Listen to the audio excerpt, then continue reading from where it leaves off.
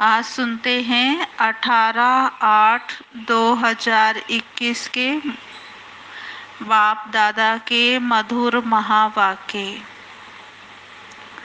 आज बाबा कहते, मीठे बच्चे, पर चिंतन छोड़ अपना कल्याण करो। बाबा कहते, पर चिंतन छोड़ अपना कल्याण करो। तुम सोने जैसा बनकर औरों को रास्ता बताओ। तुम सोने जैसा बनकर औरों को रास्ता बताओ। प्रश्न, अशरीरी बनने का अभ्यास जो सदा करते रहते, उनकी मुख्य निशानी सुनाओ। अशरीरी बनने का अभ्यास जो सदा करते रहते, उनकी मुख्य निशानी सुनाओ। उत्तर, वे हठ से अपनी कर्म इंद्रियों को वश नहीं करते। बाबा कहते, वह हठ साधना से अपनी कर्म इंद्रियों को वश नहीं करते, लेकिन उनकी कर्म इंद्रियां स्वतः शीतल हो जाती हैं। हम आत्मा भाई भाई हैं, यह स्मृति स्वतः रहती है। हम आत्मा भाई भाई हैं, यह स्मृति स्वतः रहती है। देह अभिमान छूटता जाता है। नाम रूप का नशा खत्म होता जाता है। दूसरों की याद नहीं आती है। आज का गीत है, तू प्यार का सागर है। ओम शांति। बाबा ने कहा, ये कोई सिर्फ प्यार का सागर नहीं ना, शिव बाबा केवल प्यार का सागर नहीं, वो तो ज्ञान का भी सागर है, प्रेम का भी सागर है, सुख का भी सागर है। तो दो शब्द हैं, ज्ञान और अज्ञान। ज्ञान को दिन, अज्ञान को रात कहा जाता है।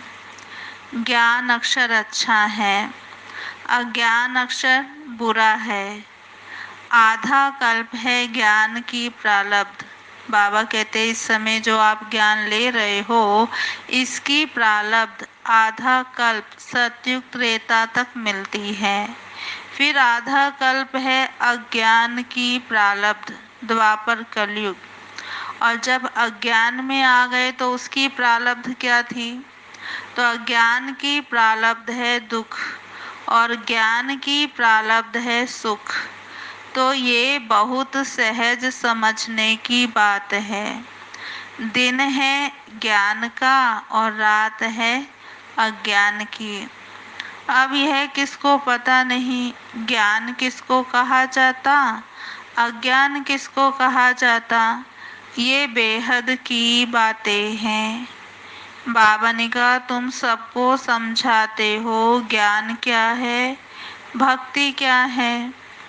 ज्ञान से तुम पूज्य बन रहे हो। जब पूज्य बन जाते हो तो पूजा की सामग्री को जान जाते हो।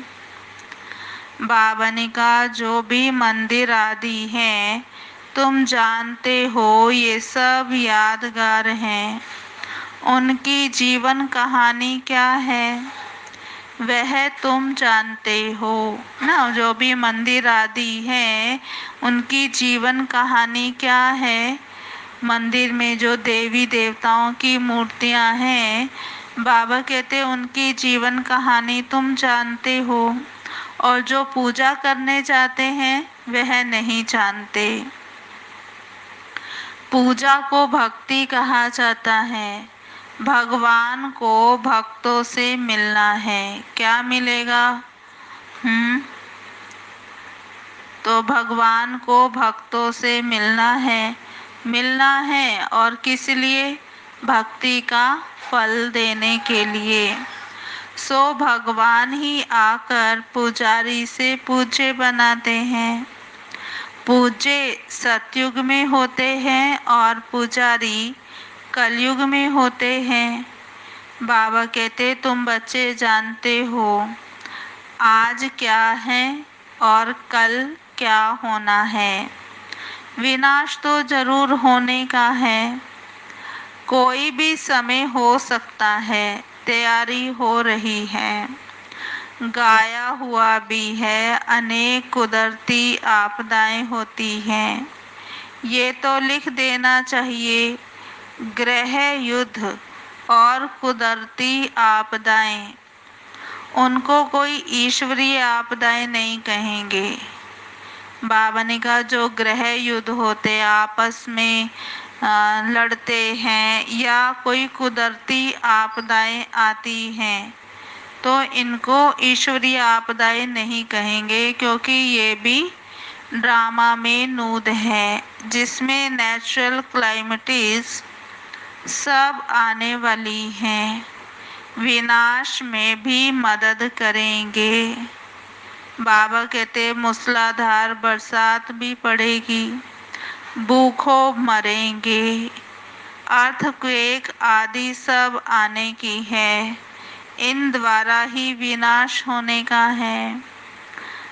बच्चे जानते हैं ये तो जरूर होने का है, नहीं तो सतयुग में इतने थोड़े मनुष्य कैसे होंगे, जरूर इकट्ठा विनाश होंगे ना।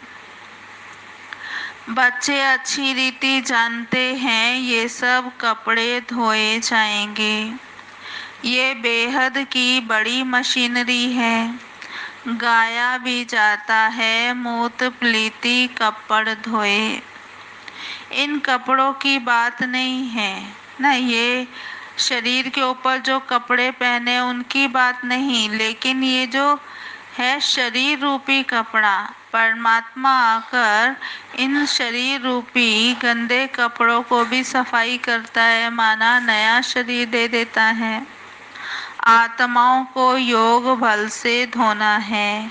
इस समय 5 तत्व तमो प्रधान है तो शरीर भी ऐसे बनते हैं।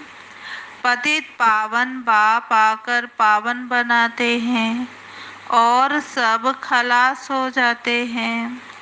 तुम जानते हो पावन कैसे बनते हैं, रास्ता बहुत सहज बनाते हैं। मनुष्य तो कुछ भी नहीं समझते। जहाँ जहाँ भक्ति यज्ञ आदि होते हैं वहाँ जाकर समझाना चाहिए कि जिनकी तुम भक्ति करते हो उनकी बायोग्राफी समझने से ही तुम देवता बन सकते हो। बाबा कहते समझो कि उन्होंने जीवन मुक्ति पाई कैसे, सो तो आकर समझो ना, तो तुम भी जीवन मुक्ति पा सकते हो। मंदिरों में बैठ जीवन कहानी समझाने से अच्छी रीति समझेंगे। बाबा कहते तुम भी बाप से अपनी अभी जीवन कहानी सुनते हो। तुम बच्चों को कितनी समझ मिलती है। परम पिता परमात्मा की जीवन कहानी कोई भी नहीं जानते। सर्वव्यापी कहने से जीवन कहानी थोड़े ही हो जाती है।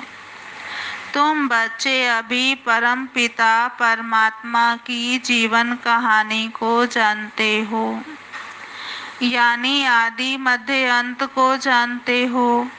इस समय को आदि कहेंगे, जबकि बाप आकर पतितों को पावन बनाते हैं। फिर मध्य में भक्ति का पाठ चलता है। बाप कहते इस समय मैं आकर स्थापना करता हूँ और कराता हूँ, करन करावन हूँ, हार हूँ। बाबा कहते मैं हूँ करन करावन हार। प्रेरणा को करना नहीं कहेंगे ना, प्रेरणा से कराओ तो बाबा आकर इनकी कर्म इंद्रियों द्वारा करते हैं। इसमें प्रेरणा की बात नहीं। करण करावन हार तो जरूर सम्मुख होकर आएंगे ना। प्रेरणा से कुछ भी हो नहीं सकता। आत्मा बिगर शरीर कुछ भी नहीं कर सकती। बहुत कहते हैं ईश्वर ही प्रेरणा से सब कुछ करता है। आप बाबा, आप प्रेरणा से करो, हमारे पति की बुद्धि को ठीक कर दो, वो ठीक हो जाए। बाप कहते हैं प्रेरणा की तो इसमें बात ही नहीं। फिर शिव जयंती क्यों मनाई जाती है? प्रेरणा से काम हो तो फिर आए ही क्यों? एक तो ईश्वर क्या चीज है ये भी नहीं जानते हैं। सिर्फ कह देते हैं ईश्वर की प्रेरणा से सब कुछ होता है। निराकार प्रेरणा कैसे करेंगे? वह तो करण करावन हार है ना।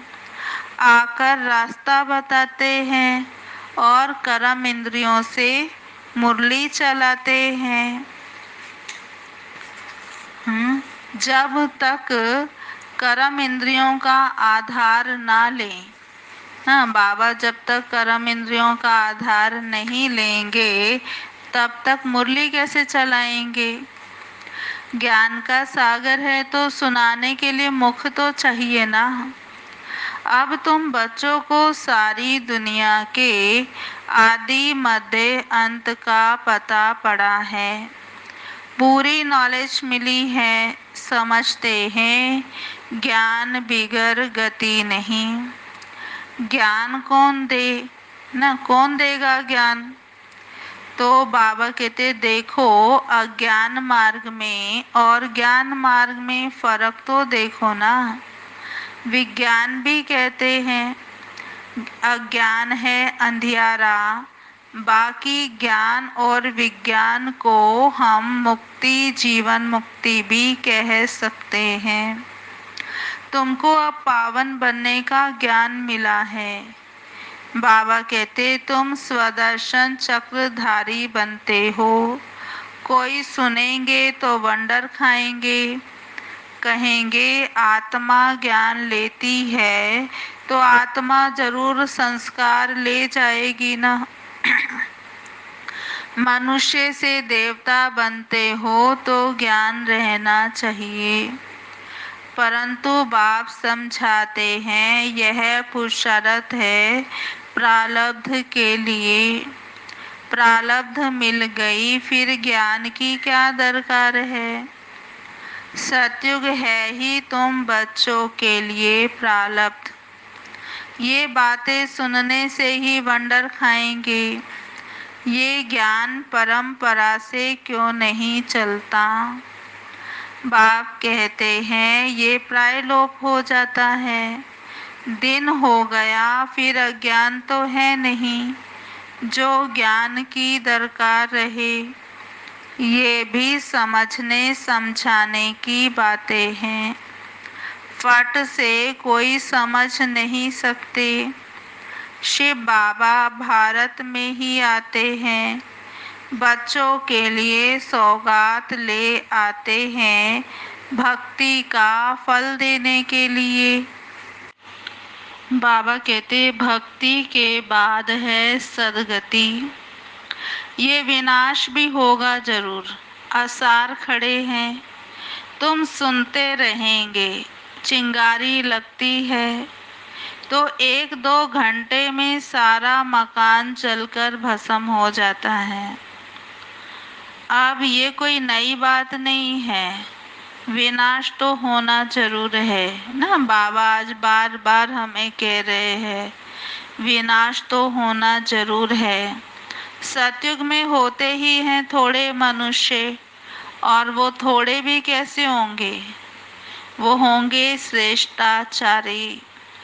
तो श्रेष्ठाचारी बनने में कितनी मेहनत लगती है। माया नाक से एकदम पकड़ लेती है। ऐसे गिरने वालों को चोट बहुत लगती है, टाइम लग जाता है। बड़े ते बड़ी चोट है। बाबा कहते बड़े ते बड़ी चोट है काम विकार की। इसलिए कहा जाता है काम महाशत्रु है। यही पतित बनाते हैं। झगड़ा होता ही है विकार पर। विकार के लिए नहीं तो छोड़ेंगे। विकार के लिए नहीं छोड़ेंगे तो जरूर कहेंगे कि इससे अच्छा तो बर्तन साफ करो, वो भी अच्छा है। झाड़ू पोछा लगाएंगी परंतु पवित्र रहेंगी ना। इसमें हिम्मत बहुत चाहिए। जब कोई बाप की शरण में आते हैं तो फिर माया भी लड़ना शुरू कर देती है।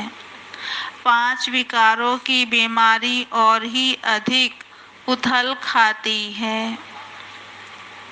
पहले तो पक्का निश्चय बुद्धि होना चाहिए।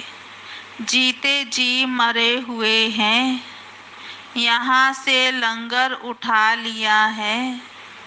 कलयुगी विकारी किनारा तुमने छोड़ दिया है। अब हम यात्रा पर जा रहे हैं। हम अशरीरी हो अपने घर जाते हैं। आत्मा को ये ज्ञान है कि हम एक शरीर छोड़ दूसरे में जाएंगे। हम गृहस्थ व्यवहार में रहते कमल फूल समान पवित्र बन यात्रा पर रहते हैं। बुद्धि में याद रहे कि यह तो कब्रिस्तान है, फिर हम सुखधाम में जाएंगे। हमको बाबा वर्षा देने की युक्ति बता रहे हैं। बाबा कहते पावन बनने के लिए योग में रहना है। याद से ही विकर्म विनाश होंगे, तब आत्मा शरीर छोड़ेगी। यात्रा कितनी वंडरफुल है। सिर्फ बाप को याद करना है और अपनी राजधानी को याद करो। बाबा कहते इतनी सहज बात भी याद नहीं पड़ती है ना। अपनी राजधानी को याद करना है, क्या इतना भी याद नहीं पड़ता है। अल्फ को याद करो बस, परंतु माया वह भी याद करने नहीं देती, मेहनत लगती है। आत्मा को ज्ञान मिला है, हमारा बाबा आया हुआ है। आत्मा ही पढ़ती है। आत्मा शरीर द्वारा जन्म लेती है। बाबा ने कहा देखो कैसे आत्मा शरीर से जन्म लेती है। आत्मा आत्मा भाई भाई है ना। देह अभिमान में आने से फिर अनेक संबंध हो जाते हैं। यहाँ तुम भाई बहन हो, आपस में भाई भाई भी हो और बहन भाई भी हो। प्रवृत्ति मार्ग है ना, दोनों को वर्षा चाहिए। आत्मा ही पुरुषार्थ करती है। बाबा कहते अपने को आत्मा समझो, अपने को आत्मा समझो, यही मेहनत है। देह अभिमान ना रहे। शरीर ही नहीं तो विकार किससे करेंगे। हम आत्मा हैं, बाप के पास जाना है। शरीर का भान ना रहे। जितना योगी बनते जाएंगे कर्म इंद्रियां शांत होती जाएंगी। तो सन्यासी लोग तो दवाई खाकर कर्म इंद्रियों को शांत करते हैं। बाबा ने कहा वह तो हठ योग हो गया ना। तुमको तो योग से काम लेना चाहिए। क्या योग बल से तुम वश नहीं कर सकते हो। जितना आत्म अभिमानी होते जाएंगे कर्म इंद्रियां शांत होती जाएंगी। बड़ी मेहनत करनी पड़ती है, लेकिन प्राप्ति तो बहुत ऊंच है ना। जितना बाबा ने कहा, योग बल से तुम विश्व के मालिक बनते हो, कर्म इंद्रियों पर जीत पहनते हो। इसलिए भारत का योग नामी ग्रामी है। तुम मनुष्य से देवता, पति से पावन बनते हो। प्रजा भी स्वर्गवासी है और तुम भी योग बल से स्वर्गवासी बन सकते हो, बाहुबल से नहीं बन सकते हैं। मेहनत बहुत नहीं है। कुमारियों के लिए तो जैसे मेहनत है ही नहीं, फ्री है।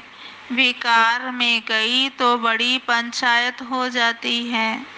कुमारी रहना अच्छा है, नहीं तो फिर अधर कुमारी नाम पड़ जाता है।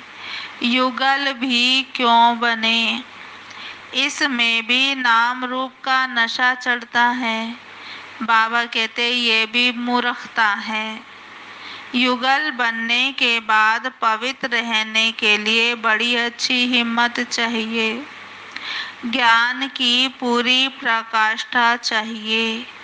बहुत हैं जो हिम्मत करते हैं, परंतु आग की आंच आ जाती है तो खेल खलास चाहिए। इसलिए बाबा कहते कुमारी फिर भी अच्छी है, अधर कुमारी बनने का भी ख्याल क्यों करना चाहिए। हाँ, कुमारी जीवन तो अच्छा है। बाबा कहते हैं अधर कुमारी बनने का ख्याल भी क्यों आना चाहिए। कुमारियों का नाम बाला है ना, बाल ब्रह्मचारी हैं। बाल ब्रह्मचारी रहना अच्छा है, ताकत रहती है, दूसरे कोई की याद नहीं आएगी। बाकी हिम्मत है तो करके दिखाओ। बहुत है, थोड़ी मेहनत तो है ही, मेहनत किस में नहीं है। अदर कुमारी बनेंगे तो मेहनत से मुक्त थोड़े ही हो जाएंगे, और ही ज़्यादा मेहनत करनी पड़ेगी। और कुमारी जीवन पर तो कोई ऐसा जिम्मेवारी होती नहीं है। घर का काम कर लिया तो भी ठीक, नहीं किया तो भी ठीक। लेकिन अदर कुमारी बनने के बाद तो नहीं करेंगे तो डंडे बजेंगे है ना, अनुभव है ना सभी को। तो बाबा ने कहा देखो, फिर अधर कुमारी बनने के बाद शिव बाबा को याद करने में भी मेहनत है, क्योंकि बुद्धि में और भी कोई बस जाता है। और यहाँ तो अभी फ्री है, तो एकाग्रचित होकर शिव बाबा को याद कर सकते हैं। कुमारी है तो अकेली है, और दो से तो द्वैत आ जाता है। जहाँ तक हो सके कुमारी होकर रहना अच्छा है। कुमारी सेवा पर भी निकल सकती है। बंधन में पड़ने से फिर बंधन वृद्धि को पाते हैं ना। पहले शादी हुई, बंधन हो गया, फिर बच्चे हो गए, फिर और बंधन हो गया। फिर चाह करके भी तो सेवा नहीं कर सकते हैं। फिर बाबा ने कहा ऐसा जाल बिछाना ही क्यों चाहिए जो बुद्धि फंस पड़े। ऐसे जाल में फंसना ठीक नहीं है। कुमारियों के लिए तो बहुत अच्छा है। कुमारियों ने नाम भी निकाला है ना, भगवान का नाम भी निकाल दिया। कुमारियों की वजह से कन्हैया नाम भी गाया जाता है।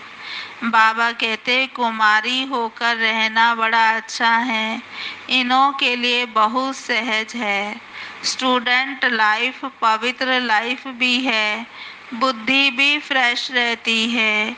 कुमारों को भीष्म पितामह जैसा बनना है ना। कुमारियों को बाबा ने कहा पवित्र जीवन जीना है, और कुमारों को कैसा बनना चाहिए, भीष्म पितामह जैसा दृढ़ प्रतिज्ञा में अडिग। कल्प पहले भी रहे हैं, तब तो यादगार बने हैं। ये दिलवाड़ा मंदिर भी कल्प पहले का यादगार बना हुआ है। अब बाप बच्चों को फरमान करते हैं, मुझे याद करो और सब बातों को छोड़ तुम अपना कल्याण करो। बाप को याद करने में ही कल्याण है। भूल चूक होती है, बच्चे गिर पड़ते हैं। तुम पर चिंतन को छोड़ अपना कल्याण करो। दूसरे चिंतन में जाओ ही नहीं, तुम सोने जैसा बन जाओ। औरों को भी रास्ता बताओ। सतो प्रधान बनने का एक ही उपाय है। पावन बनने बिगर मुक्ति धाम में जा नहीं सकते। उपाय एक ही है। फिर अंतमति सो गति हो जाएगी। झरमुई झगमुई छोड़ दो, नहीं तो अपना ही नुकसान करेंगे।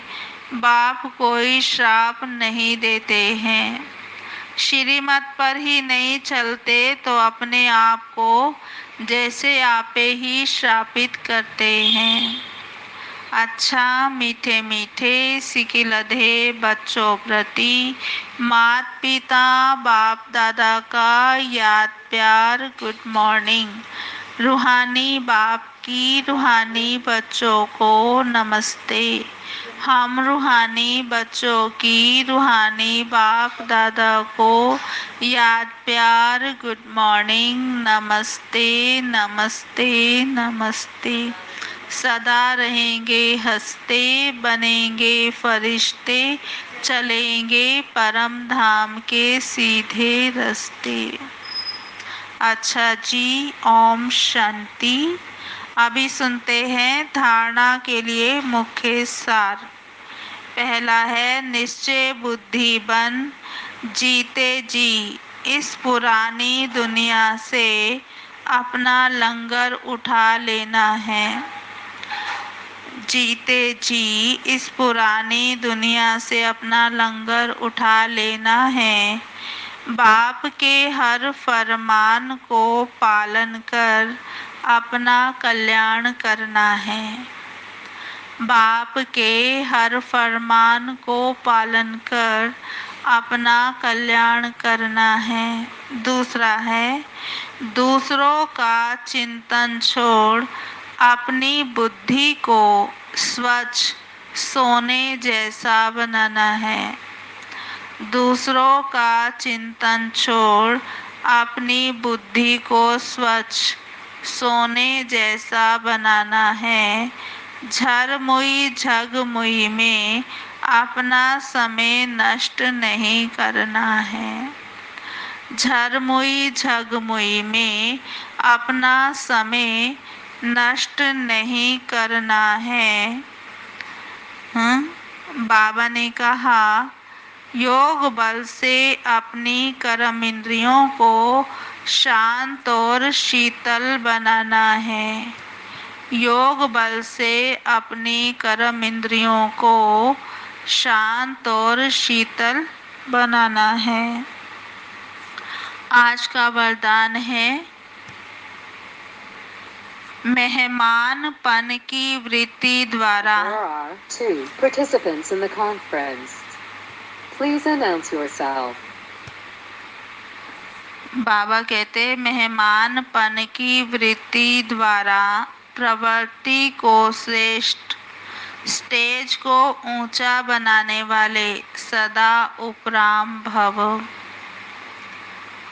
विस्तार है जो स्वयं को मेहमान समझकर चलते हैं वह अपने देह रूपी मकान से भी निर्मोही हो जाते हैं। मेहमान का अपना कुछ नहीं होता। कार्य में सब वस्तुएं लगाएंगे लेकिन अपनेपन का भाव नहीं होगा। वे सब साधनों को अपनाते हुए भी जितना न्यारे उतना बाप के प्यारे रहते हैं। देह देह के संबंध और वैभवों से सहज उपराम हो जाते हैं। जितना मेहमानपन की वृत्ति रहती उतनी प्रवृत्ति श्रेष्ठ और स्टेज ऊंची रहती है। आज का स्लोगन, अपने स्वभाव को निर्मल बना दो तो हर कदम में सफलता समाई हुई है। अपने स्वभाव को निर्मल बना दो तो हर कदम में सफलता समाई हुई है। अच्छा, ओम शांति। ओम शांति। आज की मुरली के स्वमान। पहला, मैं आत्मा अशरीरी हूँ। मैं आत्मा अशरीरी हूँ। दूसरा स्वमान, मुझ आत्मा की कर्म इंद्रियां शीतल बन रही हैं। मुझ आत्मा की कर्म इंद्रियां शीतल बन रही हैं। तीसरा स्वमान, मैं आत्मा ज्ञान से पूज्य बन रही हूँ। मैं आत्मा ज्ञान से पूज्य बन रही हूँ। चौथा स्वमान, मुझ आत्मा का योग बल से कपड़ा धुल रहा है। मुझ आत्मा का योग बल से कपड़ा धुल रहा है। पांचवा स्वमान, मैं आत्मा स्वदर्शन चक्रधारी हूँ। मैं आत्मा स्वदर्शन चक्रधारी हूँ। छठा, मैं आत्मा पक्का निश्चय बुद्धि हूँ। मैं आत्मा पक्का निश्चय बुद्धि हूँ। सातवां, मैं आत्मा श्रेष्ठाचारी बन रही हूँ। मैं आत्मा श्रेष्ठाचारी बन रही हूँ। आठवां, मुझ आत्मा का जीवन कमल पुष्प समान पवित्र बन रहा है। मुझ आत्मा का जीवन कमल पुष्प समान पवित्र बन रहा है। आठवां स्वमान, मैं आत्मा सोने जैसी बन रही हूँ। मैं आत्मा सोने जैसी बन रही हूँ। नौवां स्वमान, मैं आत्मा इस देह में मेहमान हूँ। मैं आत्मा इस देह में मेहमान हूँ। 10वां, मुझ आत्मा का स्वभाव निर्मल है। मुझ आत्मा का स्वभाव निर्मल है। अच्छा जी, ओम शांति। अब सुनते हैं दादी जी की 18वीं विशेषता, दिव्य बुद्धि दिव्य दृष्टि की वरदानी। दादी जी ने अपनी बुद्धि को बहुत दिव्य और पवित्र रखा। दादी कहती थी, हमारी बुद्धि है ही नहीं, बुद्धिवानों की बुद्धि हमारा बाबा है। उसने हमें दिव्य बुद्धि और दिव्य दृष्टि का वरदान दिया है। बुद्धि का अभिमान कभी आ नहीं सकता। इसी विशेषता से दादी जी फॉलो फादर करने में नंबर 1 रही। उन्हें दिव्य दृष्टि का जैसे वरदान मिला हुआ था, वे ट्रांस में नहीं जाती, लेकिन जब भी बाबा के कमरे में जाती तो बाबा उन्हें कोई न कोई संदेश जरूर देते और वे उसी नशे और निश्चय से कहती कि आज बाबा ने मुझे यह कहा है, इस सेवा के लिए बोला है, अभी ये करना है अथवा यह नहीं करना है। उनकी ही प्रेरणाओं से पूरे भारत में